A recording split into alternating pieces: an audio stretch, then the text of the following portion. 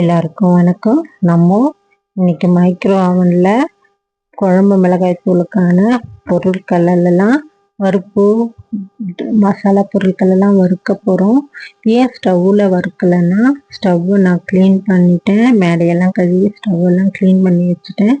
எப்பயும் நான் ஸ்டவ்வை க்ளீன் பண்ணிட்டாலும் ஃபஸ்ட்டாக நான் பால் தான் காய்ச்சுவேன். பால் சாயந்தரம் தான் காய்ச்ச வேண்டிய வேலை இருந்ததுனால இன்னைக்கு நம்ம மைக்ரோ ஓவனில் மசாலா பொருட்களை வறுத்துக்கலாம். இந்த மசாலா பொருட்களை சீக்கிரமாக ஸ்டவ்வை விட அதில் மைக்ரோ ஓவனில் சீக்கிரம் வளர்த்துக்கலாம். மைக்ரோ ஓவன் ஷேப் பவுல்ஸுங்க இது. மைக்ரோ ஓவன் வச்சுருக்கவங்க எல்லாமே இந்த ஷேப் பவுல்ஸில் தான் யூஸ் பண்ணணும். அதே மாதிரி நம்ம மைக்ரோ ஓவனுக்காக க்ளவுஸும் வாங்கிக்கணும். இது ரொம்ப சூடாக இருக்கும்போது நம்ம எடுக்கிறதுக்கு உதவும். இதுதான் நம்ம வாங்க வேண்டிய க்ளவுஸு. இந்த க்ளவுஸ் நம்ம சூடாக இருக்கும்போது எடுக்கிறதுக்கு ரொம்ப உதவும். 2 நிமிஷம் பொருட்கள்னா நம்ம வெறும் கையாலேயே எடுத்துடலாம். ஆனால் 4 நிமிஷம் 6 நிமிஷம் வைக்கிற பொருட்களை நம்ம க்ளவுஸ் வச்சு தான் எடுக்க முடியும். க்ரில்லு பேக்கிங்லாம் பண்ணுறதுக்கு க்ளவுஸ் ரொம்ப முக்கியம். ஏன்னா அதுக்கெல்லாம் ரொம்ப நம்ம ஹீட் வைப்போம், ரொம்ப நிமிஷங்கள் வைப்போம். 35 மினிட்ஸு 45 மினிட்ஸ்லாம் வைப்போம். நம்ம 2 நிமிஷம்னா எடுத்துக்கலாம். இது மிளகாய் தனியா நான் காய வச்சு எடுத்துட்டு வந்துட்டேன். நல்லா பொறுன்னு நல்லா காஞ்சிடுச்சு. நான் 1 கிலோ மிளகாய்க்கு 1.25 கிலோ தனியா எடுத்திருக்கேன். நம்ம மசாலா பொருட்கள்லாம் ஒரு 1/4 கிலோ ஆயிடும் நம்ம வறுத்து அதில் போட்டால். அப்போது 1க்கு 1.5ன்றது சரியா இருக்கும். அப்போ நமக்கு காரமும் சரியா இருக்கும், அதுக்கேற்ற தனியாவும் பொருட்களும் சரியா இருக்கும். நான் எப்பயுமே இப்படி தான் அரைக்கிறது. இப்போ முதல்ல நம்ம பருப்புங்களை வறுத்துக்கலாம். நான் பருப்புங்களுக்கெல்லாம் 2 நிமிஷம் வச்சேன். இது கடலைப்பருப்புக்கு 2 நிமிஷம், அதே மாதிரி துவரம் பருப்புக்கும் 2 நிமிஷம் வச்சு எடுத்துக்கிட்டேன். இது 2 பருப்புங்களையுமே நான் 2 நிமிஷம் வச்சேன். மற்ற பொருட்களுக்கெல்லாம் நான் ஒரு நிமிஷம் தான் வச்சேன். 1 நிமிஷத்துலேயே நல்லா வறுபட்டோம். இது சீரகம் 1 நிமிஷம் தான் வச்சிருக்கேன். 1 நிமிஷத்துலேயே இது நல்லா வறுபட்டு வாசனை வந்துடுச்சு. நல்லா பொறுன்னும் இருக்கு. இதை நம்ம எடுத்துட்டு அடுத்ததாக கடுகு வச்சோம். கடுகு வச்சு அதையும் 1 நிமிஷம் தான் வச்சேன். அந்த 1 நிமிஷத்துலேயே அதுவும் நல்லா வறுபட்டு பொரியிற சத்தம் கேட்டது. அதோட அதையும் எடுத்து கொட்டிக்கிட்டோம். அடுத்ததான் நம்ம எப்போவுமே எந்த பொருள் வறுத்தாலும் மைக்ரோ ஓவனில் கலர் மாறவே மாறாது. இதுதான் நமக்கு மைக்ரோ ஓவனில் ஒரு ப்ளஸ் பாயிண்ட்டு. நம்ம கடாய் வச்சுக்கு ஸ்டவ்வில் வறுக்கும் போது அதில் கொஞ்சம் ப்ரௌன் கலராகவும் வறுக்குங்க.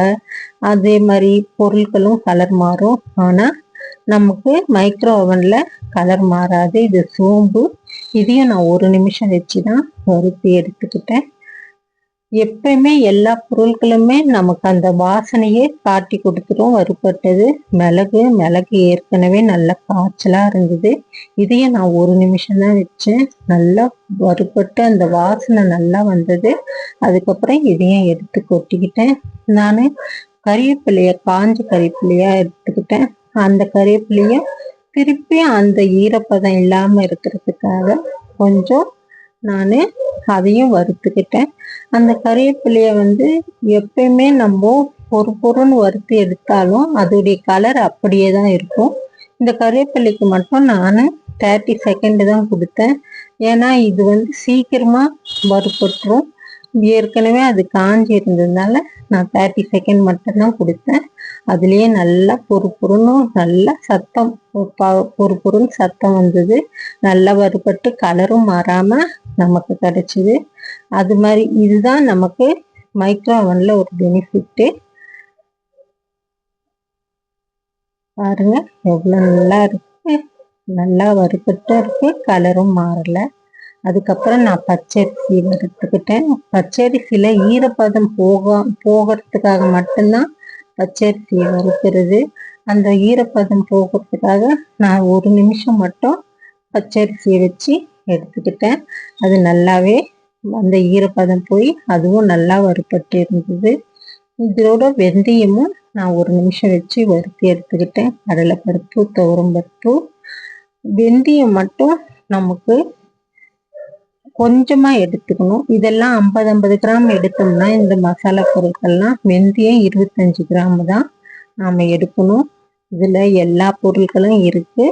நமக்கு கடலைப்பருப்பு, துவரம்பருப்பு, மிளகு, சீரகம், கடுகு, கறிவேப்பிலை, பச்சரிசி, வெந்தயம் எல்லாத்தையும் வறுத்தாச்சு. இவ்வளவுதான் நமக்கு குழம்பு மிளகாய்த்தூளுக்கான மசாலா பொருட்கள். இப்போ நான் சோளம் ஒன்று வறுத்து வேக வச்சு எடுத்துக்கிட்டேன். இந்த சோளத்துக்கு ஒரு 4.5 நிமிஷம் வச்சோம்னா போதும், சோளம் நல்லா வெந்துடும். இப்போ நம்ம வேலை சுலபமாகவும் சீக்கிரமாகவும் முடிஞ்சிடுச்சு.